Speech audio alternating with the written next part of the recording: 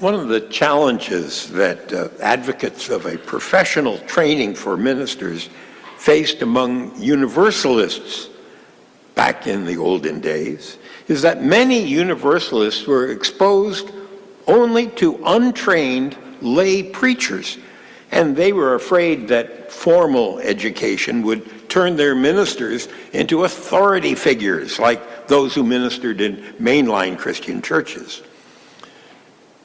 And so, in order to try to turn that around, the pamphlet Statement of Facts and Reasons in behalf of the Universalist Theological School in Canton, New York, 1860, was aimed at addressing that concern. That statement asserted, among other things, that the power and influence of any religious body will always depend very largely on the power of its ministry. The vigor and ability of the ministry will, of course, always be represented by the fullness of mental resource, their precision of thought, their affluence of imagination, and skill in oratory and rhetoric that they might substantially have gained by 3 years of study in a theological school, while many others have, for lack of this needful training, either remained third-rate preachers or too often with their weak mental constitutions and half-fed intellect have fallen a prey to the various fanaticisms and follies whose seeds fill our atmosphere and find in such minds a congenial soil. However great the number of those whom we have lost in this way, it would not be easy to name among them 5 individuals who have received or obtained any adequate systematic training. The influences of a half-taught ministry are always uncertain and often disastrous. And it is apparent that the readiest and most efficient remedy is the systematic training offered by a theological school. For if such a thing is to be done, no one of sense needs to be told that it will be best done by a system and not by chance. If we desire an efficient and stable ministry, we must have an educated, trained ministry. We shall not obtain it by chance. We must obtain it by system. That is, by a well-appointed and well-sustained theological school. But why indeed should the vocation of clergy differ in this respect from all others? In what department of human effort has untrained and unskilled labor had the advantage over that which is trained and skillful? It's often asserted in a vague sort of a way that common sense is better than education. True, but is there any good reason why one should not have both? What farmer would entrust a well-tilled farm to someone who is utterly untrained and unskilled in farming, merely because he or she had common sense? The physician thinks that common sense is the chief thing that a minister needs, but starts with horror at the idea of entrusting uneducated common sense with the dispensing of medicine and the cure of diseases. Everyone, in short, perceives that skill and knowledge, as well as common sense, needed in their calling, and in none is it more needed than in that of a minister. If indeed the minister's only business were to tell people that it's good to be good, well, then the minister might not need much training. But religion is a scheme. Its dimensions cover in historical time 1,800 years, in space all lands of the earth. It was given in a time and to a people whose modes of thought and speech and manner of life are as remote and as strange to us and to those of any one cultivated people are to another. A course in training, in company with others, is well adapted to the eradication of narrow prejudices and provincial notions. It tends also to give them just estimates of themselves and enables them to obtain a fair measure of their own powers by observing the capacity of others and comparing them with their own. Have to admit that that pamphlet didn't really have a big impact in raising numbers of people to come to the theological school, but they tried.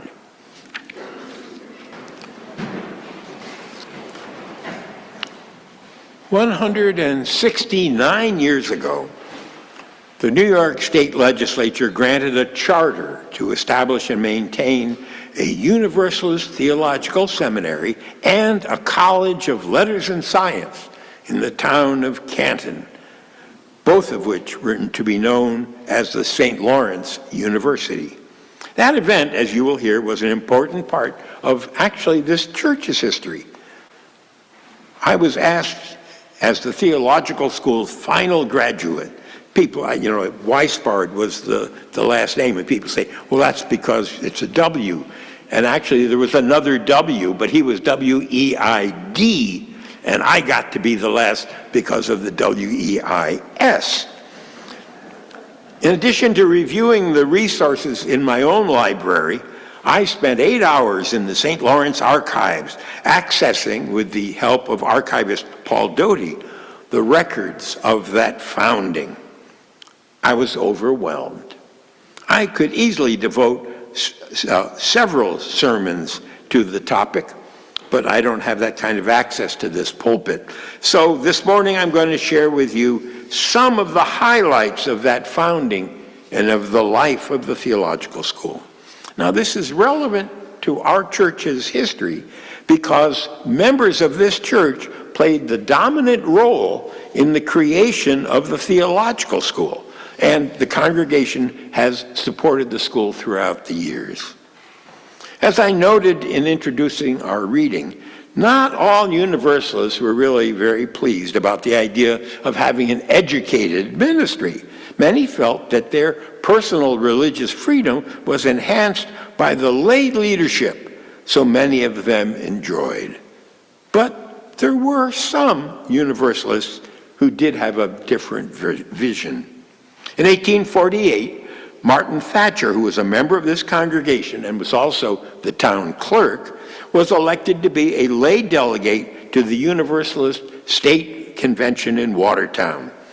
He was among those who agitated for a theological school to be created in New York State.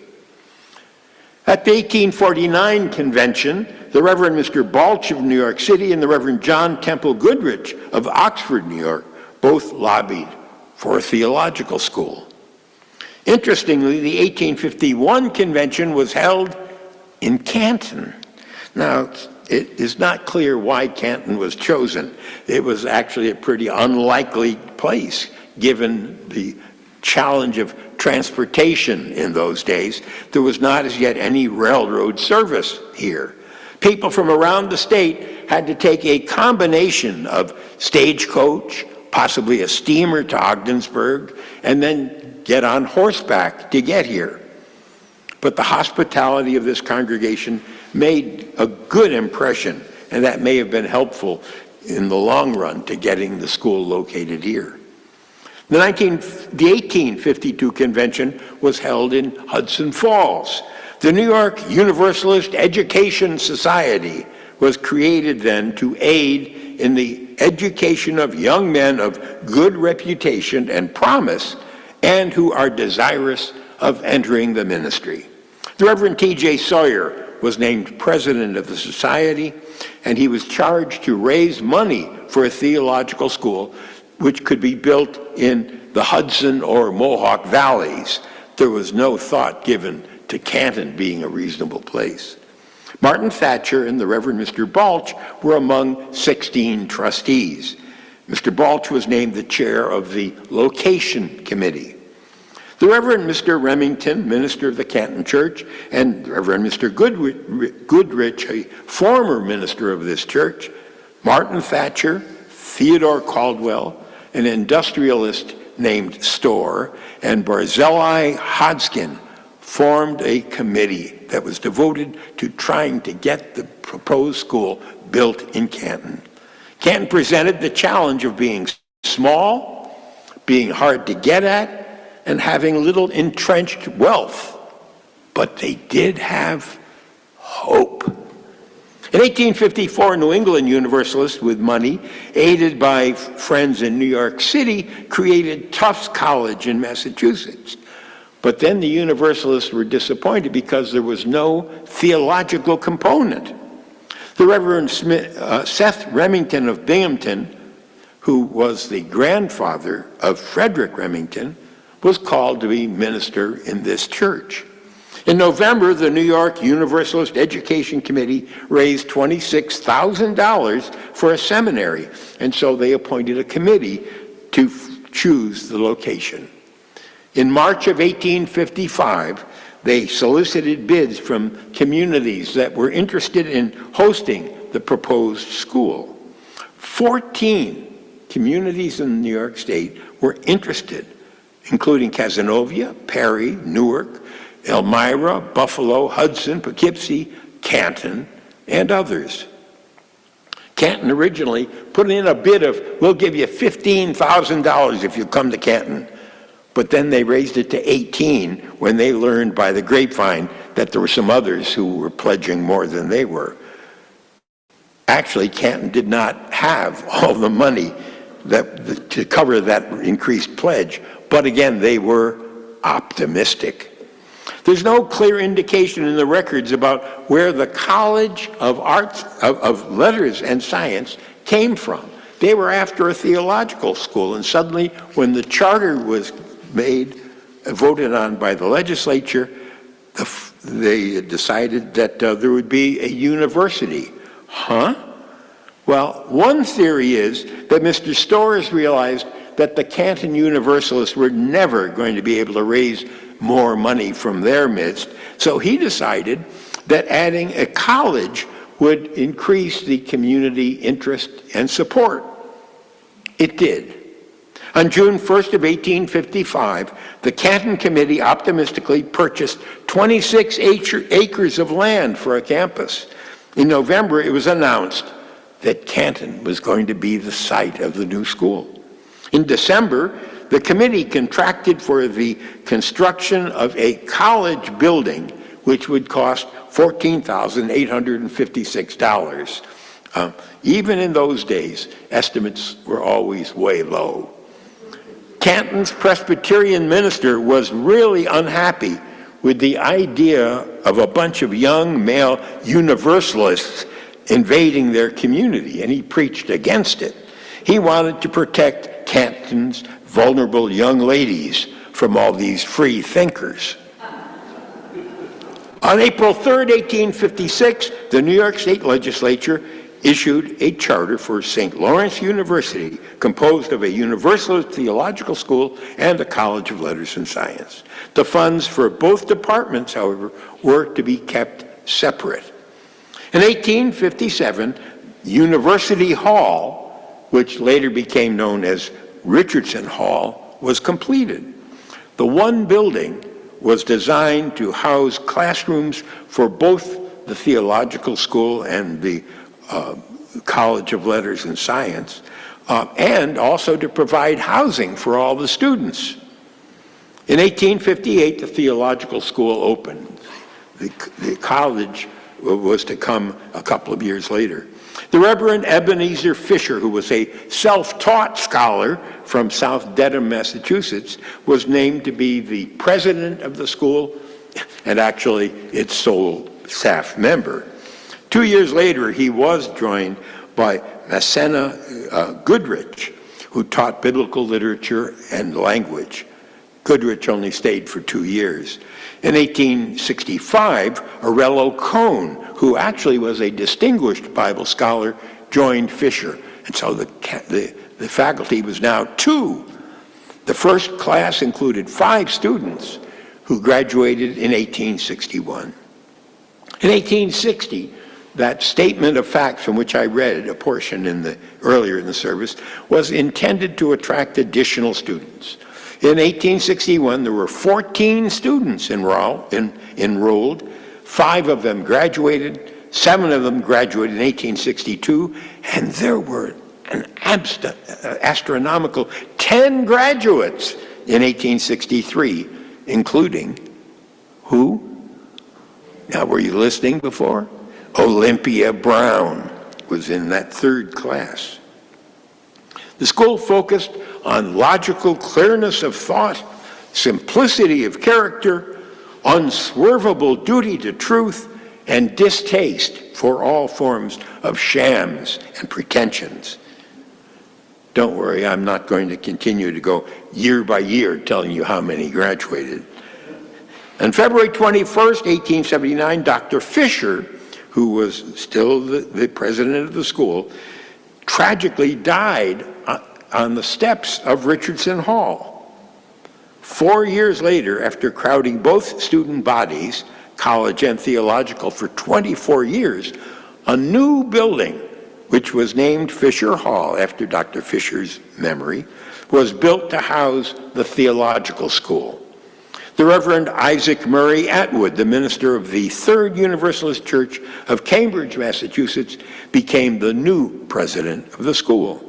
In 1910, the trustees went back to the state legislature and asked that the university's charter would be amended to make it clear that the university was secular and only the theological school was religiously associated.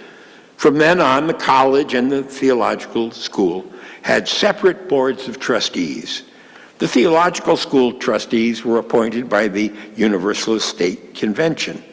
The separation made it possible for the college to receive big bucks from the Carnegie Endowment, which were not available if they were still related to a church. There was actually, though, no change in the friendly relationship of the schools in those days. Faculty members actually taught classes in both of the venues, and the students tended to interact. It was totally still a fairly small group. Now, I will spare you an accounting of all the faculty changes over the years. Particularly significant, though, was the 1914 arrival of John Murray Atwood, who was to serve as dean for 46 years. In 1916, it was made clear that the successful completion of the degree for ministry, the Bachelor of Arts, required 3 years of study after the receipt of an undergraduate degree. Although there was a period when there actually was a 6-year plan. If somebody came to be an undergraduate as well as a graduate here, they could do it in 6 years. Dr. Angus MacLean, who was a pioneer in religious education, joined the faculty in 1928. Under his leadership, St. Lawrence actually became noted for its emphasis on religious education for all ages.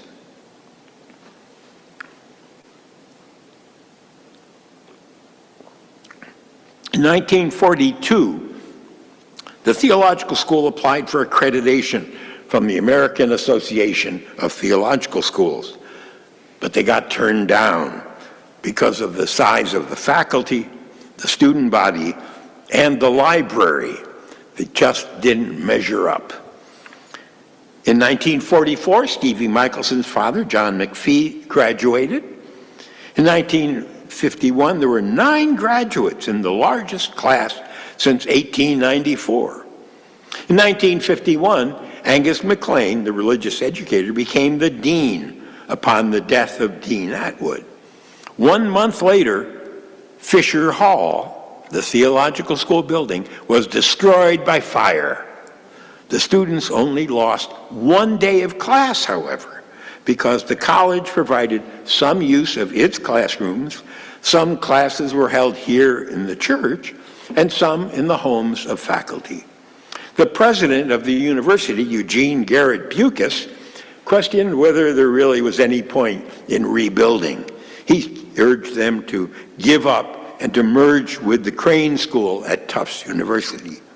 The faculty and trustees immediately issued a promise that the school would be rebuilt. "No fire can destroy the purpose which we serve," they said. Since he was a Universalist, one might think that Bucas would have known that we are not quitters. The students and faculty, it is said, donated $1,000 for the new building, even before the smoke had cleared. Universalists and Unitarians from across the country contributed. And a new building named Atwood Hall was dedicated and opened on October 17th, 1955. In 1960, Angus MacLean retired as dean, and Max Kapp, who had graduated in 1928 and joined the faculty in 1942 to teach preaching and parish administration, became the dean. Now, actually, two members of the faculty who believed that they would have been a lot better deans than Max could be and didn't want to work under him resigned and had to be replaced. Total enrollment of students was down to 14. In 1961, the Universalist Church of America merged with the American Unitarian Association. Now, actually, that merger had been underway for more than 100 years. Local churches like the one in Albany, in which I grew up, and the one in Rockford, Illinois, which I served for 27 years, were both mergers of Unitarian and Universalist congregations back in the 1860s. The differences between the two movements were more sociological than theological. Some of the most liberal congregations were actually Universalist in tradition, and some of the most traditional congregations were Unitarian.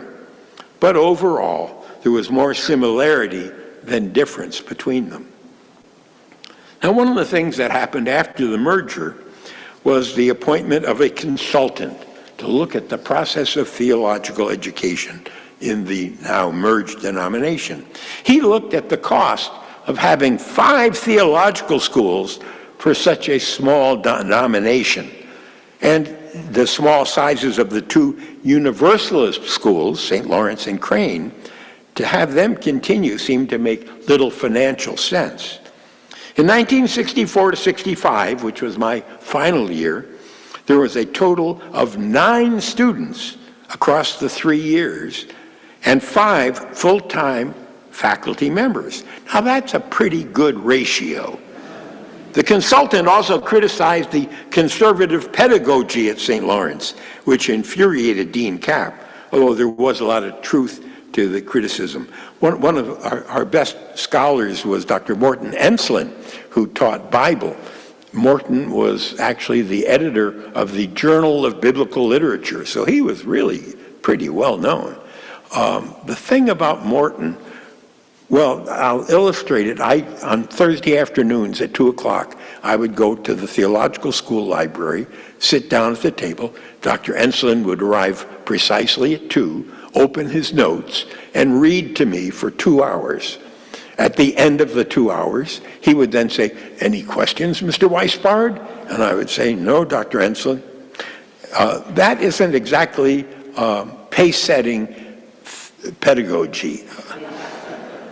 The consultant recommended that what we really ought to do is have a single Unitarian Universalist seminary combining all 4 schools, the 2 Unitarian and the 2 Universalist. But that was quickly rejected. It was again urged that St. Lawrence and Crane join together, but that was no sale. Ultimately, the St. Lawrence trustees decided to close the school and to use its endowment for scholarships for Unitarian Universalist ministry students. The glitch that came up was the university decided that it should have the theological school endowment. Remember, the finances had been separate from the start. The Universalists argued that the money in their endowment had been donated by Universalists for theological education of our ministers.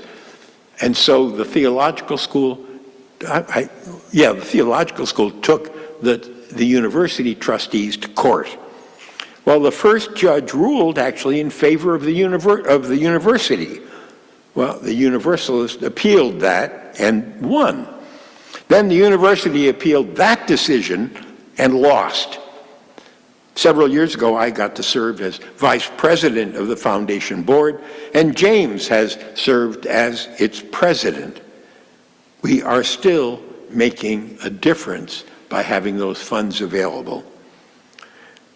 Did the St. Lawrence University Theological School, which we used to refer to as SLUTS, S-L-U-T-S, well, it did educate 421 ministers over its 109 years, and that's a significant contribution to the movement. Many of those graduates made very significant contributions to liberal religion. I am proud to be an alumnus. Let me just take a few more minutes to talk about some of the happenings at the school which I experienced. I came to Canton when I graduated from high school in 1958.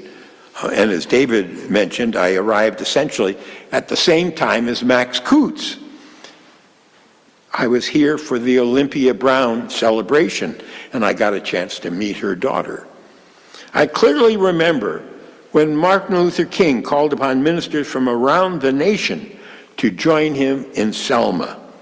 By that time, I had a wife and a daughter, and I decided that the responsible thing to do was to stay home. But 2 students from our theological school, John Wells and Jack Wilkinson, went to Selma. John was Karen's father. They went to dinner one night with 2 other UU ministers, Orloff Miller and Jim Reeb. After dinner, when they left the cafe, John and Jack turned left, and Jim and Orloff turned right.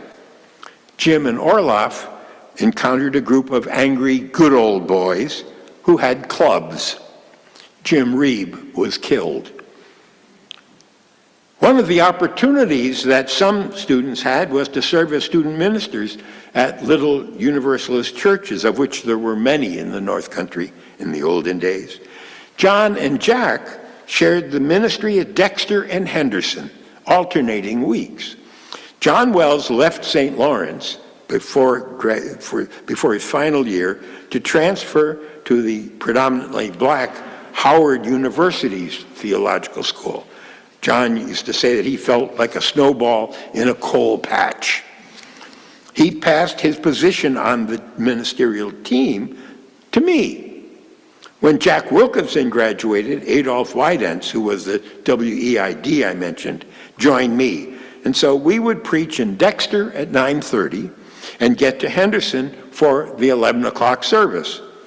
There was always about 30 people in the congregation in Dexter, and when we got to Henderson, we would find out if anyone was coming. The maximum in Henderson was 16 on an Easter Sunday, but we often had to simply go to the treasurer's home to pick up our check. All in all, am I glad that I came to St. Lawrence? Yes, I am. In spite of the consultant's judgment, I believe I learned a lot here about ministering. Within our association, ministerial candidates, in order to be recognized as ministers, have to meet with what is called the Ministerial Fellowship Committee. What happens is you preach a short sermon, and then you have an extensive interview with the committee. They are not testing anyone's theology, but they are testing to see whether you can successfully articulate it. The iffy part is they are also listening to hear whether you seem to them to be believable as a minister. That is a rather subjective judgment. Candidates from St. Lawrence, however, tended to do very well before the committee. I believe the intimacy of our student body and faculty was a real plus in our training. At this point, the question might be in your mind, so what? What does all of this about the theological school matter? Well, I want to go to the title of the sermon. A small group of thoughtful, committed citizens can change the world. Actually, the whole statement from Margaret Mead was, never doubt that a small group of thoughtful, committed citizens can change the world. Indeed, It's the only thing that ever has. The unlikely creation of a theological school in Canton, and I must add, also the incidental creation of a thriving university along with it, was accomplished because of the commitment of a small group of thoughtful, committed members of this church. In these trying times, when we are tempted to give up, we need to remember that we never know when something we do with a small group of friends can have a major impact. My favorite spiritual writer these days is the Reverend John Pavlovitz.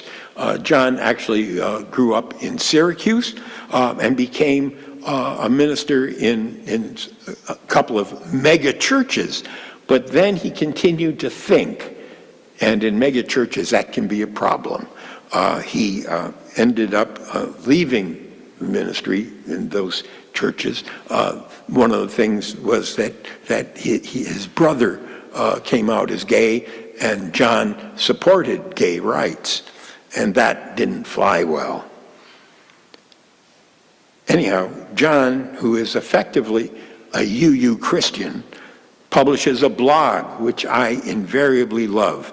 And this is what was in John's blog at Christmas, which reflects my thinking and what I believe is important about our ministries. John wrote, "These are dark days, and more than ever, we need fiercely decent people to stay and stand and to split the darkness in ways that only human beings burdened to stay human can. If you still have a spark left within you," he said, "protect it, nurture it, kindle it. Look around you, look carefully, strain to see the things and the people who give you hope, even if you have to look past so much that tempts to make you hopeless. Unearth the beautiful things trapped beneath the rubble of bad news and altered stories and future fears, even if it takes more energy than you think you have. The beautiful things are worth it. Friend," he wrote, "I know why you are struggling to hold on to the light within you right now. I am too. But I also know right now it is more valuable and powerful and necessary than it's ever been. Do something to remind you why you live. Embrace the people you love. Use the gifts you have to bring joy. Be present this day. Laugh fully. Breathe deeply. Give whatever you have to give. Show mercy toward yourself. Sing or dance or cry or sleep or shout into the ether. Do anything you need to do to sustain yourself right now. But whatever you do, in days when darkness seems to be winning, when so many feel as they are close to being extinguished, please don't lose your light." I believe that our Unitarian Universalist churches are important sources of sustaining fuel for our lights. May it be so.